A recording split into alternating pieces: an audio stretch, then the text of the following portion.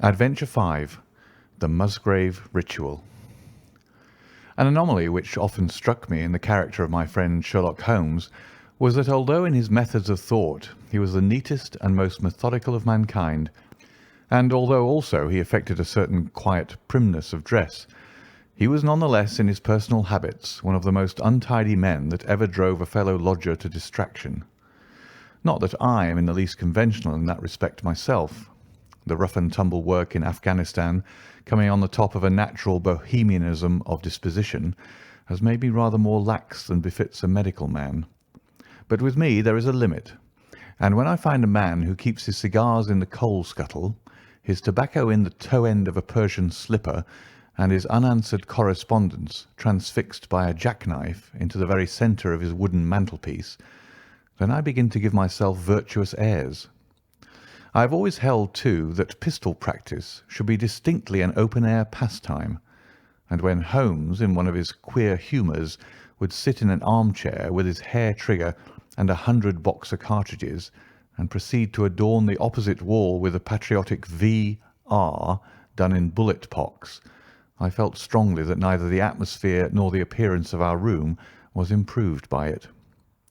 Our chambers were always full of chemicals and of criminal relics which had a way of wandering into unlikely positions and of turning up in the butter dish or in even less desirable places. But his papers were my great crux.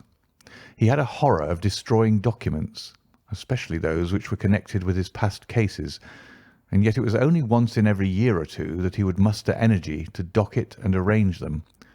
For, as I have mentioned somewhere in these incoherent memoirs, the outbursts of passionate energy when he performed the remarkable feats with which his name is associated were followed by reactions of lethargy during which he would lie about with his violin and his books, hardly moving save from the sofa to the table. Thus, month after month, his papers accumulated, until every corner of the room was stacked with bundles of manuscript which were on no account to be burned, and which could not be put away save by their owner. One winter's night, as we sat together by the fire, I ventured to suggest to him that as he had finished pasting extracts into his commonplace book, he might employ the next 2 hours in making our room a little more habitable. He could not deny the justice of my request, so with a rather rueful face he went off to his bedroom, from which he returned presently, pulling a large tin box behind him. This he placed in the middle of the floor, and squatting down upon a stool in front of it, he threw back the lid. I could see that it was already a third full of bundles of paper tied up with red tape into separate packages. "There are cases enough here, Watson," said he, looking at me with mischievous eyes. "I think that if you knew all that I had in this box, you would ask me to pull some out instead of putting others in." "These are the records of your early work, then?" I asked. "I have often wished that I had notes of those cases." "Yes, my boy. These were all done prematurely before my biographer had come to glorify me." He lifted bundle after bundle in a tender, caressing sort of way. "They are not all successes, Watson," said he, "but there are some pretty little problems among them. Here's the record of the Tarleton murders, and the case of Vanbury, the wine merchant, and the adventure of the old Russian woman, and the singular affair of the aluminium crutch, as well as a full account of Ricoletti of the club foot and his abominable wife. And here, now, this really is something a little recherché." He dived his arm down to the bottom of the chest and brought up a small wooden box with a sliding lid, such as children's toys are kept in.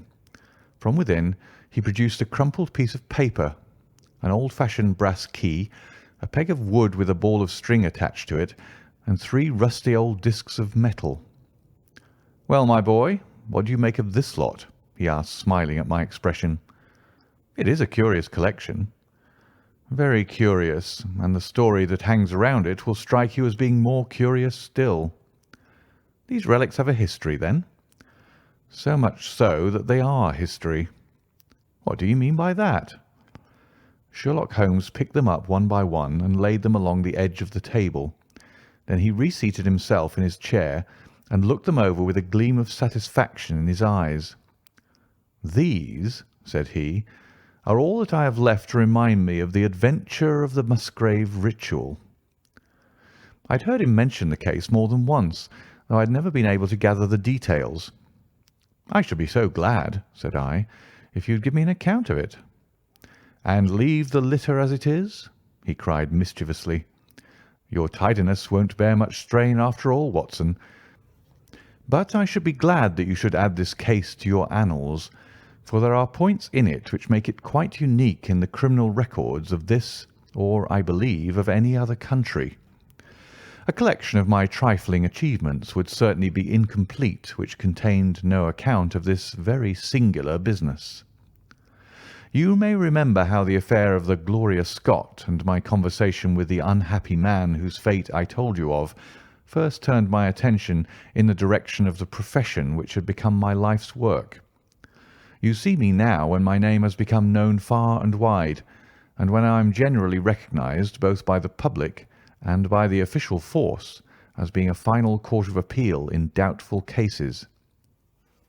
Even when you knew me first, at the time of the affair which you have commemorated in A Study in Scarlet, I had already established a considerable, though not a very lucrative, connection. You can hardly realise, then, how difficult I found it at first, and how long I had to wait before I succeeded in making any headway. When I first came up to London, I had rooms in Montague Street, just round the corner from the British Museum, and there I waited, filling in my too abundant leisure time by studying all those branches of science which might make me more efficient. Now and again cases came in my way, principally through the introduction of old fellow students, for during my last years at the university there was a good deal of talk there about myself and my methods. The third of these cases was that of the Musgrave ritual, and it is to the interest which was aroused by that singular chain of events, and the large issues which proved to be at stake, that I trace my first stride towards the position which I now hold. Reginald Musgrave had been in the same college as myself, and I had some slight acquaintance with him. He was not generally popular among the undergraduates, though it always seemed to me that what was set down as pride was really an attempt to cover extreme natural diffidence. In appearance he was a man of exceedingly aristocratic type, thin, high-nosed, and large-eyed, with languid and yet courtly manners. He was indeed a scion of one of the very oldest families in the kingdom, though his branch was a cadet one which had separated from the northern Musgraves some time in the 16th century, and had established itself in western Sussex, where the manor house of Hurlstone is perhaps the oldest inhabited building in the county. Something of his birthplace seemed to cling to the man, and I never looked at his pale, keen face or the poise of his head without associating him with grey archways and mullioned windows and all the venerable wreckage of a feudal keep. Once or twice we drifted into talk, and I can remember that more than once he expressed a keen interest in my methods of observation and inference. For 4 years I had seen nothing of him until one morning he walked into my room in Montague Street. He had changed little, was dressed like a young man of fashion. He was always a bit of a dandy, and preserved the same quiet, suave manner which had formerly distinguished him. "How has all gone with you, Musgrave?" I asked, after we had cordially shaken hands. "You probably heard of my poor father's death," said he. "He was carried off about 2 years ago. Since then I have, of course, had the Hurlstone estates to manage, and as I am member for my district as well, my life has been a busy one. But I understand, Holmes, that you are turning to practical ends those powers with which you used to amaze us." "Yes," said I have taken to living by my wits." "I am delighted to hear it, for your advice at present would be exceedingly valuable to me. We have had some very strange doings at Hurlstone, and the police have been able to throw no light upon the matter. It is really the most extraordinary and inexplicable business." You can imagine with what eagerness I listened to him, Watson, for the very chance for which I had been panting during all those months of inaction seemed to have come within my reach. In my inmost heart I believed that I could succeed where others failed, and now I had the opportunity to test myself. Pray let me have the details," I cried. Reginald Musgrave sat down opposite to me and lit the cigarette which I had pushed towards him. "You must know," said he, "that though I am a bachelor, I have to keep up a considerable staff of servants at Hurlstone, for it is a rambling old place and takes a good deal of looking after. I preserve, too, and in the pheasant months I usually have a house party, so that it would not do to be short-handed. Altogether there are 8 maids, the cook, the butler, 2 footmen, and a boy. The garden and the stables, of course, have a separate staff. Of those servants, the one who had been longest in our service was Brunton the butler. He was a young schoolmaster out of place when he first taken up by my father, but he was a man of great energy and character, and he soon became quite invaluable in the household. He was a well-grown, handsome man with a splendid forehead, and though he has been with us for 20 years, he cannot be more than 40 now. With his personal advantages and his extraordinary gifts, for he can speak several languages and play nearly every musical instrument, it is wonderful that he should have been satisfied so long in such a position. But I suppose that he was comfortable and lacked energy to make any change. The butler of Hurlstone is always a thing that is remembered by all who visit us. But this paragon has one fault. He is a bit of a Don Juan, and you can imagine that for a man like him it is not a very difficult part to play in a quiet country district. When he was married it was all right, but since he has been a widower we have had no end of trouble with him. A few months ago we were in hopes that he was about to settle down again, for we became engaged to Rachel Howells, our second housemaid, but he has thrown her over since then and taken up with Janet Drugellis, the daughter of the head gamekeeper. Rachel, who is a very good girl, but of an excitable Welsh temperament, had a sharp touch of brain fever and goes about the house now, or did until yesterday, like a black-eyed shadow of her former self. That was our first drama at Hurlstone, but a second one came to drive it from our minds, and it was prefaced by the disgrace and dismissal of Butler Brunton. This is how it came about. I have said that the man was intelligent, and this very intelligence has caused his ruin, for it seems to have led to an insatiable curiosity about things which did not in the least concern him. I had no idea of the lengths to which this would carry him until the merest accident opened my eyes to it. I have said that the house is a rambling one. One day last week, on Thursday night to be more exact, I found that I could not sleep, having foolishly taken a cup of strong café noir after my dinner. After struggling against it until 2 in the morning, I felt that it was quite hopeless. So I rose and lit the candle with the intention of continuing a novel which I was reading. The book, however, had been left in the billiard-room, so I pulled on my dressing-gown and started off to get it. In order to reach the billiard-room, I had to descend a flight of stairs and then to cross the head of a passage which led to the library and the gun-room. You can imagine my surprise when, as I looked down this corridor, I saw a glimmer of light coming from the open door of the library. I had myself extinguished the lamp and closed the door before coming to bed. Naturally, my first thought was of burglars. The corridors at Hurlstone have their walls largely decorated with trophies of old weapons.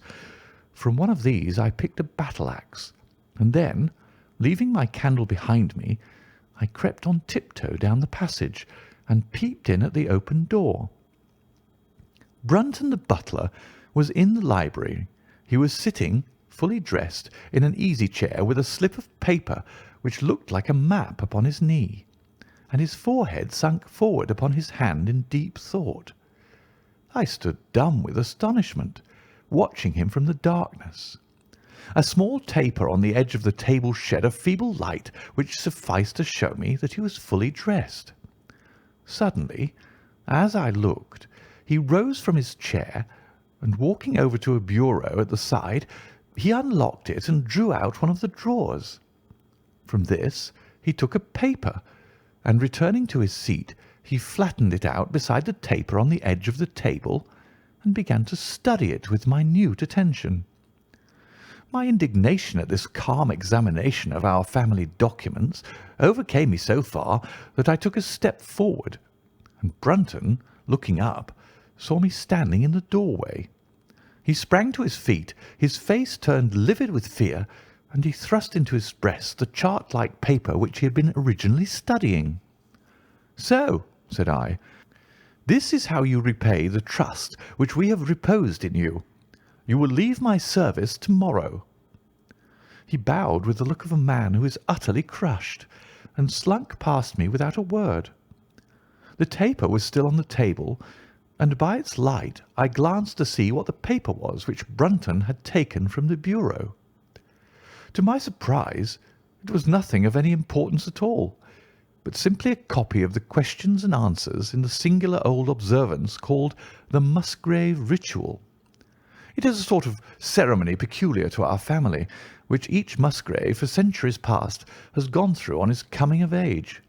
A thing of private interest, and perhaps of some little importance to the archaeologist, like our own blazonings and charges, but of no practical use whatever.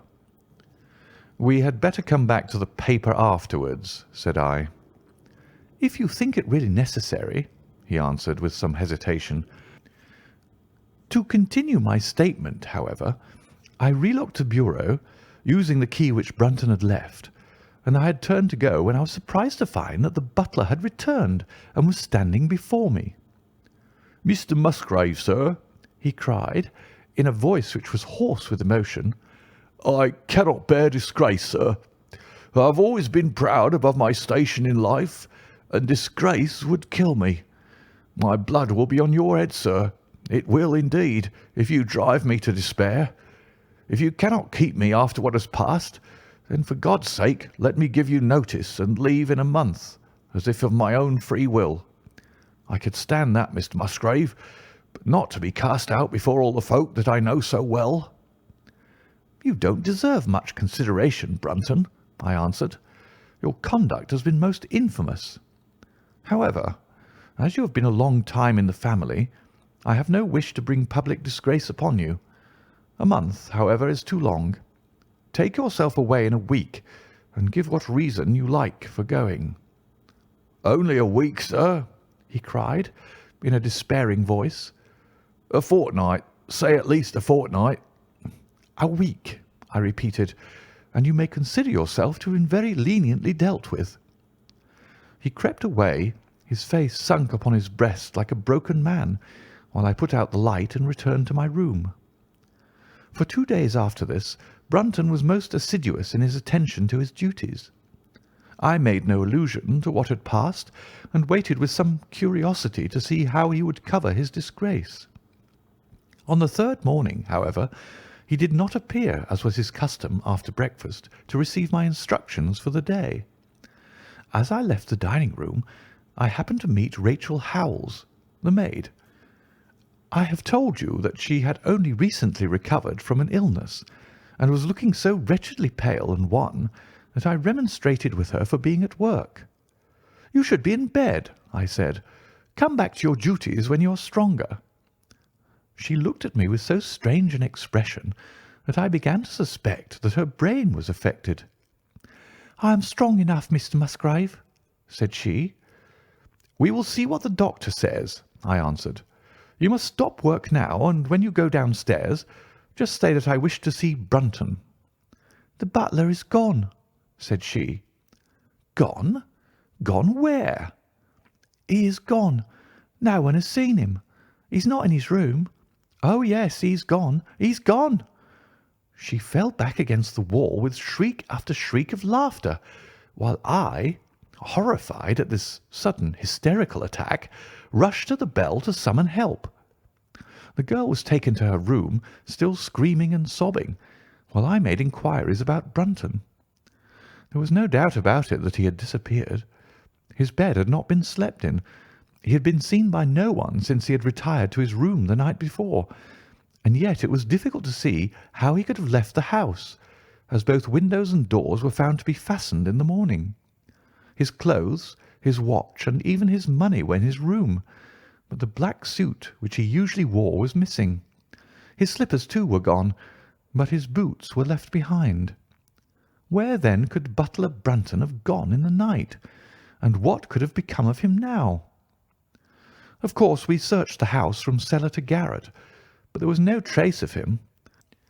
It is, as I have said, a labyrinth of an old house, especially the original wing, which is now practically uninhabited, but we ransacked every room and cellar without discovering the least sign of the missing man. It was incredible to me that he could have gone away, leaving all his property behind him, and yet where could he be? I called in the local police, but without success.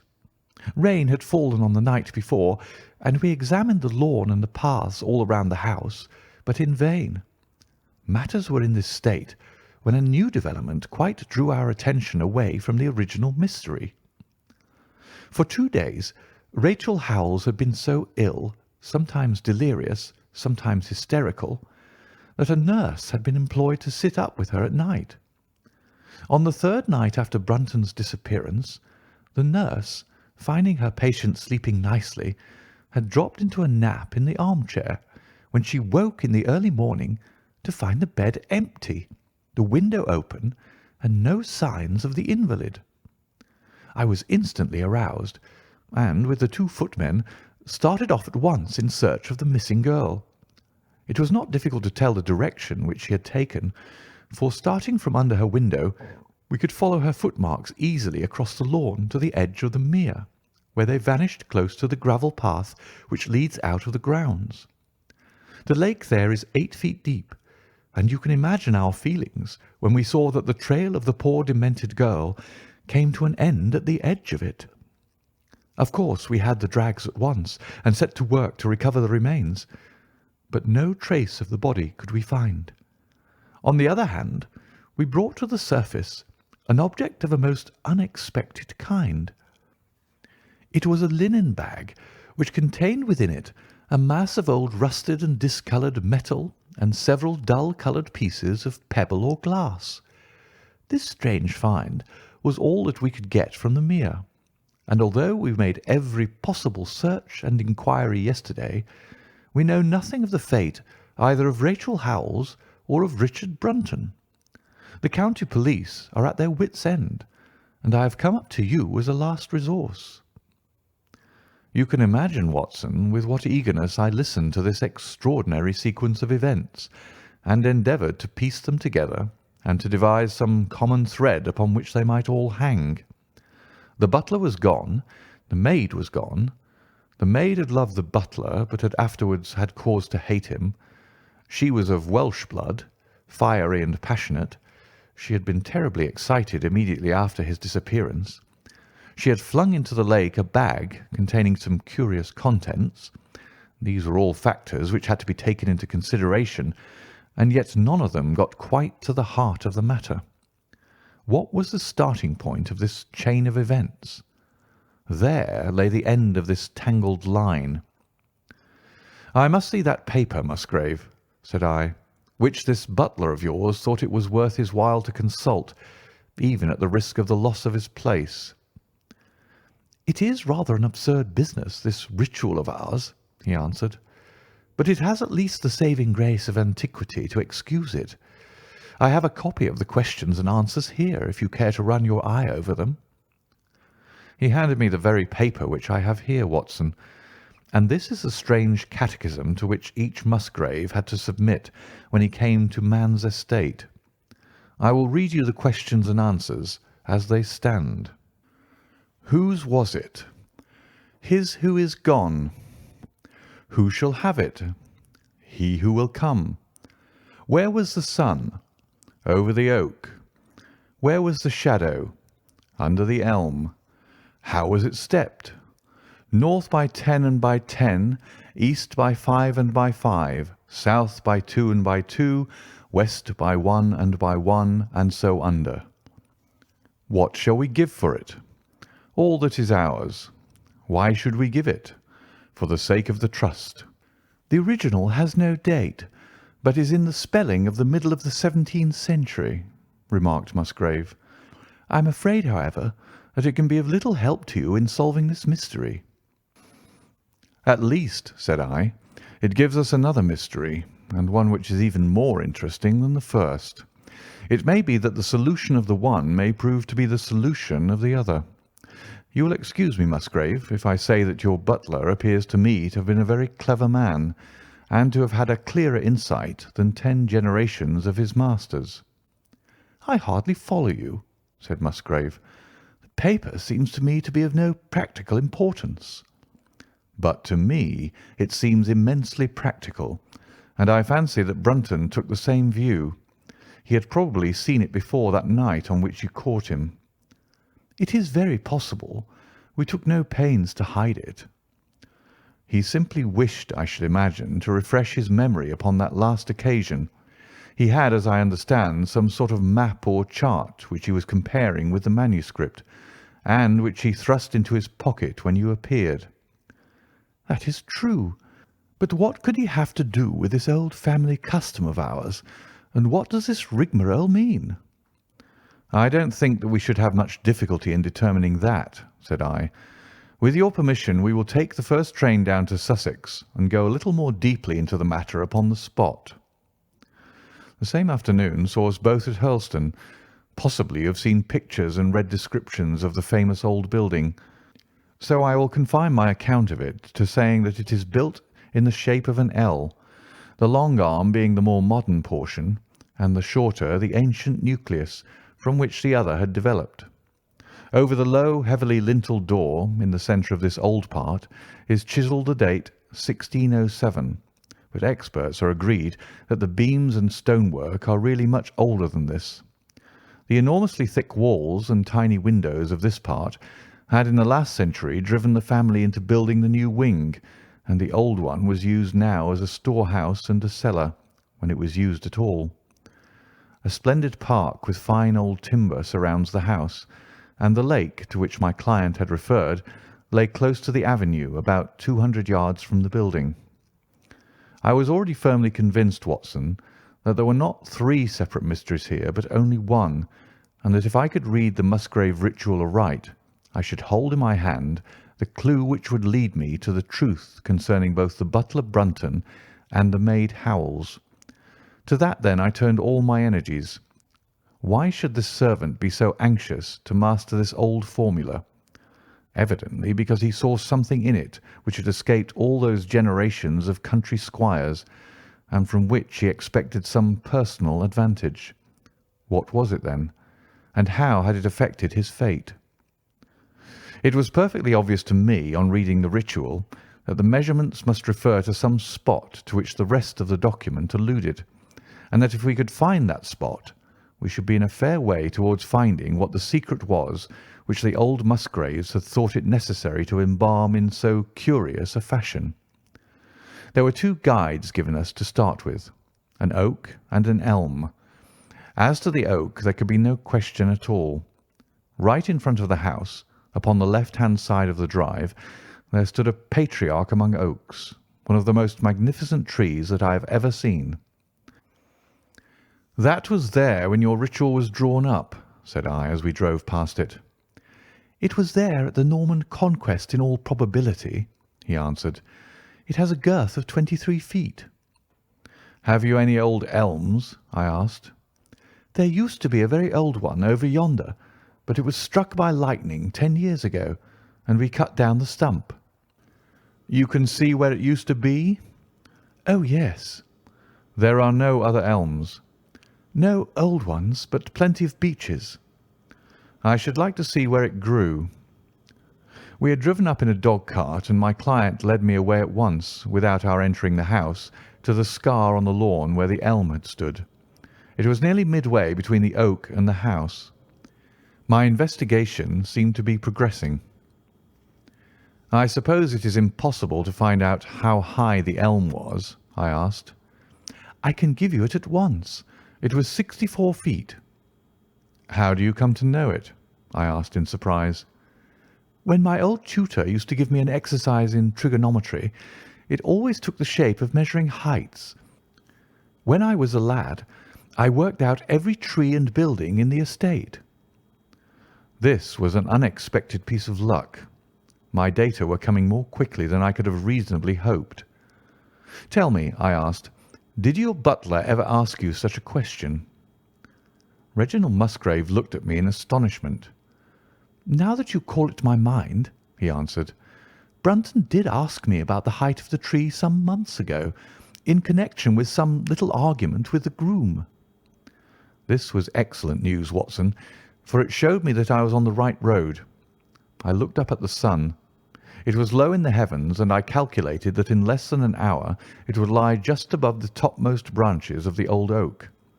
One condition mentioned in the ritual would then be fulfilled, and the shadow of the elm must mean the farther end of the shadow. Otherwise the trunk would have been chosen as the guide. I had then to find out where the far end of the shadow would fall when the sun was just clear of the oak. That must have been difficult, Holmes, when the elm was no longer there. Well, at least I knew that if Brunton could do it, I could also. Besides, there was no real difficulty. I went with Musgrave to his study and whittled myself this peg, to which I tied this long string with a knot at each yard. Then I took 2 lengths of a fishing rod, which came to just 6 feet, and I went back with my client to where the elm had been. The sun was just grazing the top of the oak. I fastened the rod on end, marked out the direction of the shadow, and measured it. It was 9 feet in length. Of course, the calculation now was a simple one. If a rod of 6 feet threw a shadow of 9, a tree of 64 feet would throw one of 96, and the line of the one would of course be the line of the other. I measured out the distance, which brought me almost to the wall of the house, and I thrust a peg into the spot. You can imagine my exultation, Watson, when within 2 inches of my peg I saw a conical depression in the ground. I knew that it was the mark made by Brunton in his measurements, and that I was still upon his trail. From this starting point I proceeded to step, having first taken the cardinal points of my pocket compass. 10 steps with each foot took me along parallel with the wall of the house, and again I marked my spot with a peg. Then I carefully paced off 5 to the east and 2 to the south. It brought me to the very threshold of the old door. 2 steps to the west meant now that I was to go 2 paces down the stone-flagged passage, and this was the place indicated by the ritual. Never have I felt such a cold chill of disappointment, Watson. For a moment it seemed to me that there must be some radical mistake in my calculations. The setting sun shone full upon the passage floor, and I could see that the old, foot-worn grey stones with which it was paved were firmly cemented together, and had certainly not been moved for many a long year. Brunton had not been at work here. I tapped upon the floor, but it sounded the same all over, and there was no sign of any crack or crevice. But fortunately Musgrave, who had begun to appreciate the meaning of my proceedings, and who was now as excited as myself, took out his manuscript to check my calculation. "And under," he cried. "You have omitted the 'and under.'" I had thought that it meant that we were to dig, but now, of course, I saw at once that I was wrong. "There is a cellar under this, then?" I cried. "Yes, and as old as the house. Down here, through this door." We went down a winding stone stair, and my companion, striking a match, lit a large lantern which stood on a barrel in the corner. In an instant it was obvious that we had at last come upon the true place, and that we had not been the only people to visit the spot recently. It had been used for the storage of wood, but the billets, which had evidently been littered over the floor, were now piled at the sides, so as to leave a clear space in the middle. In this space lay a large and heavy flagstone with a rusted iron ring in the centre, to which a thick shepherd's check muffler was attached. "By Jove!" cried my client, "that's Brunton's muffler. I've seen it on him, and could swear to it. What has the villain been doing here?" At my suggestion, a couple of the county police were summoned to be present, and I then endeavoured to raise the stone by pulling on the cravat. I could only move it slightly, and it was with the aid of one of the constables that I succeeded at last in carrying it to one side. A black hole yawned beneath, into which we all peered, while Musgrave, kneeling at the side, pushed down the lantern. A small chamber about 7 feet deep and 4 feet square lay open to us. At one side of this was a squat, brass-bound wooden box, the lid of which was hinged upwards with this curious old-fashioned key projecting from the lock. It was furred outside by a thick layer of dust, and damp and worms had eaten through the wood, so that a crop of livid fungi was growing on the inside of it. Several discs of metal, old coins apparently, such as I hold here, were scattered over the bottom of the box, but it contained nothing else. At the moment, however, we had no thought for the old chest, for our eyes were riveted upon that which crouched beside it. It was the figure of a man clad in a suit of black, who squatted down upon his hams with his forehead sunk upon the edge of the box and his 2 arms thrown out on each side of it. The attitude had drawn all the stagnant blood to the face, and no man could have recognised that distorted, liver-coloured countenance, but his height, his dress, and his hair were all sufficient to show my client, when we had drawn the body up, that it was indeed his missing butler. He had been dead some days, but there was no wound or bruise upon his person to show how he had met his dreadful end. When his body had been carried from the cellar, we found ourselves still confronted with a problem which was almost as formidable as that which we had started. I confess that so far, Watson, I had been disappointed in my investigation. I had reckoned upon solving the matter when once I had found the place referred to in the ritual. But now I was there, and was apparently as far as ever from knowing what it was which the family had concealed with such elaborate precautions. It is true that I had thrown a light upon the fate of Brunton, but now I had to ascertain how that fate had come upon him, and what part had been played in the matter by the woman who had disappeared. I sat down upon a keg in the corner and thought the whole matter carefully over. You know my methods in such cases, Watson. I put myself in the man's place, and, having first gauged his intelligence, I try to imagine how I should myself have proceeded under the same circumstances. In this case the matter was simplified by Brunton's intelligence being quite first-rate, so that it was unnecessary to make any allowance for the personal equation, as the astronomers have dubbed it. He knew that something valuable was concealed. He had spotted the place. He found that the stone which covered it was just too heavy for a man to move unaided. What would he do next? He could not get help from outside, even if he had someone whom he could trust, without the unbarring of doors and considerable risk of detection. It was better, if he could, to have his helpmate inside the house. But whom could he ask? This girl had been devoted to him. A man always finds it hard to realize that he may have finally lost a woman's love, however badly he may have treated her. He would try by a few attentions to make his peace with the girl Howells, and then would engage her as his accomplice. Together they would come at night to the cellar, and their united force would suffice to raise the stone. So far I could follow their actions as if I had actually seen them. But for 2 of them, and one a woman, it must have been heavy work, the raising of that stone. A burly Sussex policeman and I had found it no light job.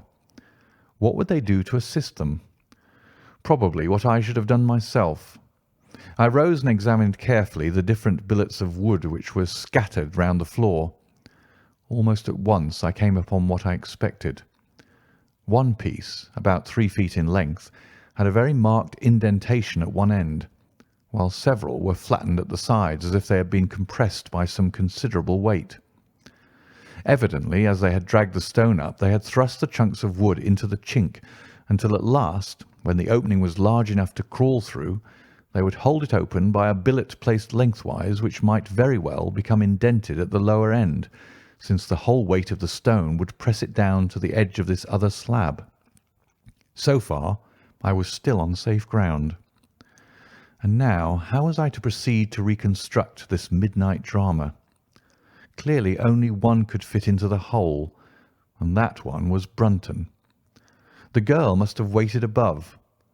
Brunton then unlocked the box, handed up the contents, presumably, since they were not to be found, and then what happened?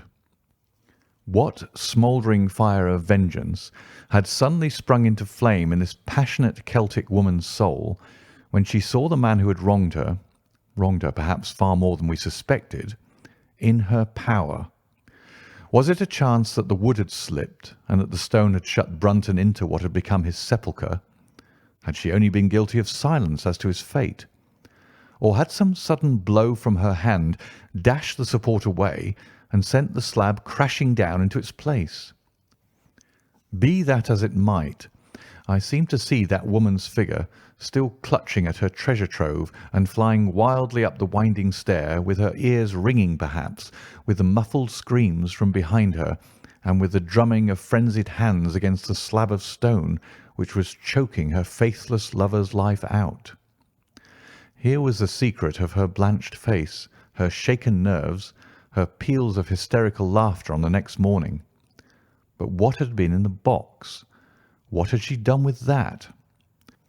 Of course, it must have been the old metal and pebbles which my client had dragged from the mere. She had thrown them in there at the first opportunity to remove the last trace of her crime. For 20 minutes I had sat motionless, thinking the matter out. Musgrave still stood with a very pale face, swinging his lantern and peering down into the hole. "These are the coins of Charles I," said he, holding out the few which had been in the box. "You see we were right in fixing our date for the ritual." "We may find something else of Charles I," I cried, as the probable meaning of the first two questions of the ritual broke suddenly upon me. "Let me see the contents of the bag which you fished from the mere." We ascended to his study, and he laid the débris before me. I could understand his regarding it as of small importance when I looked at it, for the metal was almost black and the stones lustreless and dull. I rubbed one of them on my sleeve, however, and it glowed afterwards like a spark in the dark hollow of my hand. The metalwork was in the form of a double ring, but it had been bent and twisted out of its original shape. "You must bear in mind," said I, "that the royal party made head in England even after the death of the king, and that when they at last fled, they probably left many of their most precious possessions buried behind them, with the intention of returning for them in more peaceful times." "My ancestor, Sir Ralph Musgrave, was a prominent cavalier, and the right-hand man of Charles II in his wanderings," said my friend. "Ah, indeed," I answered. "Well now, I think that really should give us the last link that we wanted. I must congratulate you on coming into the possession, though in rather a tragic manner, of a relic which is of great intrinsic value, but of even greater importance as an historical curiosity." "What is it, then?" he gasped in astonishment. "It is nothing less than the ancient crown of the kings of England." "The crown?" "Precisely. Consider what the ritual says. How does it run? Whose was it? His who is gone. That was after the execution of Charles. Then, who shall have it? He who will come. That was Charles II, whose advent was already foreseen. There can, I think, be no doubt that this battered and shapeless diadem once encircled the brows of the royal Stuarts." "And how came it in the pond?" "Ah, that is a question that will take some time to answer." And with that I sketched out to him the whole long chain of surmise and of proof which I had constructed. The twilight had closed in, and the moon was shining brightly in the sky before my narrative was finished. "And how was it, then, that Charles did not get his crown when he returned?"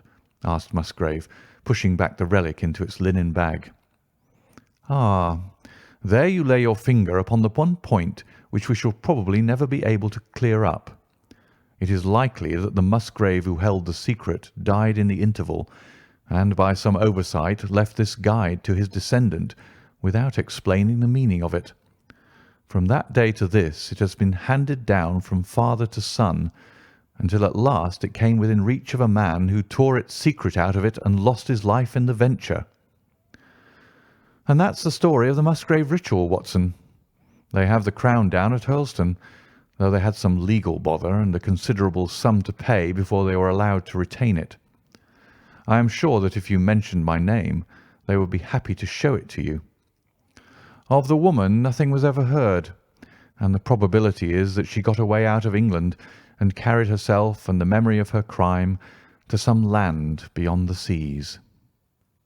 End of the Musgrave Ritual.